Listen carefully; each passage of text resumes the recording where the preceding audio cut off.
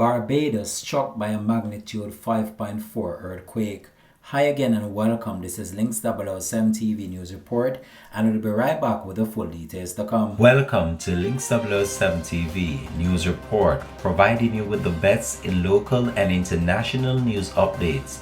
This is a place where you can get the most reliable and informative news information. Links 007 TV News Report. Welcome back and thanks for joining us. This is Links 007 TV News Report. A magnitude 5.4 earthquake rattled part of Barbados on Tuesday, but there were no immediate reports of significant damages or injuries.